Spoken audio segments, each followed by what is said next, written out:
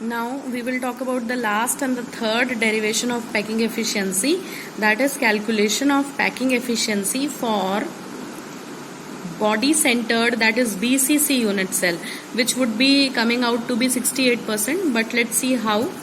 Now what is a body centered unit cell? So already we know about all the type of unit cell, but still I will draw it here. Again we will draw a cube.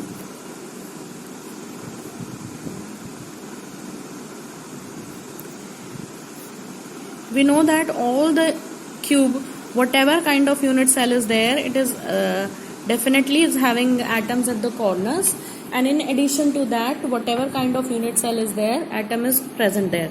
So it's a what kind of? It's body centered. So we are going to assume atoms of this corner, and the body center. So I will be drawing atom on this corner and other on this corner. They have actually very big size that I have drawn, and this is the body center I have drawn. So we have to assume that atoms are touching each other. Diagram should look like this. So these are the three yellow atoms which we have to draw. Atom on this corner, and body center. This diagram is colored, so more means easy to understand, and these are the dashed ones are on the corners, so we are not supposed to consider them. Okay, so this is what the three yellow atoms are of our choose. Now we'll have to see what we are going to have in this diagram. If we assume this diagram, these atoms are touching each other, and if we see them very clearly, we can see we are again getting two triangles in this. One is triangle EFD and the other is triangle AF and D. So let's start.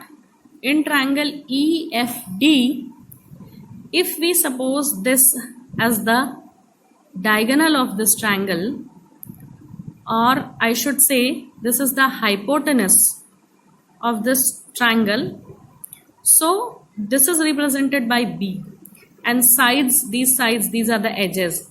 EF is one edge, that is one side, ED is one side. So similar as the previous derivation, B square is equal to A square plus A square, which is equal to 2A square, and B is equal to root 2A. So I hope you have understood, because this part is same as the last derivation. This much is same. B is equal to root 2A. Then now in triangle AFD, triangle AF and D. In this triangle, this is the hypotenuse, which is represented by C. So this is, again we are going to use the Pythagoras theorem. So C square is equal to, one side is coming this A and D, and the other is coming as F and D. So what will be the formula? AF square is equal to FD square plus AD square. So putting the values of them, C square is equal to A square plus B square we will get. I hope you have understood this, because the diagonal is represented by C. So C square is equal to A square plus B square. Now the value of B we had already got as root 2A. So putting in place of B, we have already kept here. So let me solve it on the piece of paper so that it becomes easy. See here, this much was clear. Now in triangle AFD, C square is equal to A square plus B square is also clear. In place of it is C square is equal to A square plus B square. So in place of B square, we are going to put the value of B. B is equal to root 2A, so B square will be equal to root 2A whole square. Now when we open the bracket, it will be A square plus root 2 square is 2. and a square is a square. So what we have got? A square plus 2a square. So c square is equal to, on adding them, 3a square. This is how this has come, 3a square. So we can, if we shift this square to this side of is equals to, it will turn into a root. So what we will be getting? Root 3a. Right? So this much I hope is clear. Now if we proceed further, the length of the body diagonal C, this body diagonal is made up of again 4 radius. See, this is one radius, second, third and fourth. Right? Because this entire sphere is inside, so both the radius are counted, first and second, third and fourth. So the value of c square,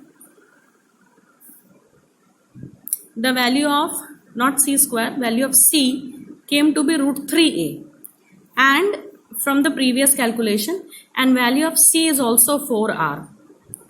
So this way we have got two equations. Which two equations? First equation, we have got c is equal to root 3a. This is our first equation. And second equation, we have got c is equal to 4r. So as we did in the last video, same is done here. If LHS is equal, RHS will also be equal. So 3a, root 3a will be equal to 4r. So this is how this has come. Root 3a is equal to 4r. So from here again we are going to get two formulas which will be later on used for the numericals. From this we can take out the value of a, that is edge length. A is edge. Edge means side of cube.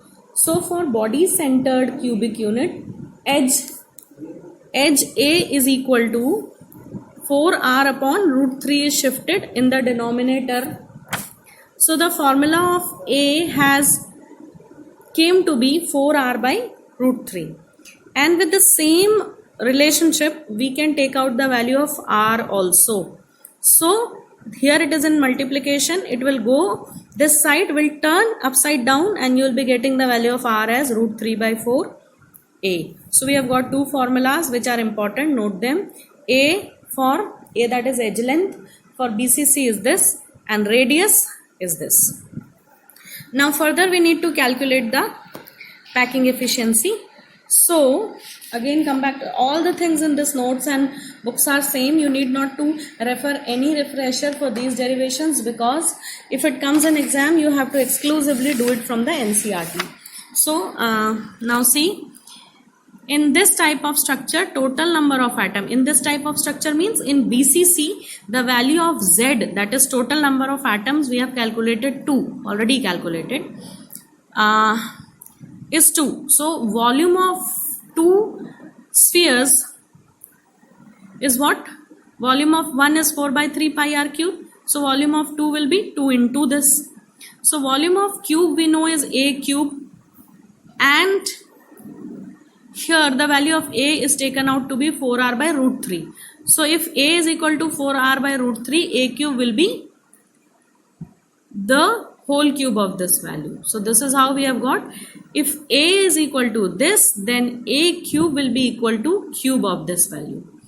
Putting these values, this value and this value in the formula, packing efficiency is equal to again volume occupied by 2 spheres, because here 2 spheres are there in BCC, upon total volume of unit cell into 100. On putting these values, value of volume occupied by 2 atoms is this, 2 into 4 by 3 pi r cube, 2 into 4 by 3 pi r cube, upon total volume is this. On solving this, you will be getting 68% as the answer. So this is how we have calculated how to take out the packing efficiencies of different kinds of unit cells. Sometimes these derivations are asked in board exam for 2 marks, so practice them. Although long back it has been asked, since then it is not asked, but anytime this can be asked in the exam. So you'll have to be prepared, and these formulas are important. Values of A and R in this derivation also, in the last also, and the previous also. So I'll share a table which will tell you the formulas for all the three types of unit cells, and a combined table you will be getting.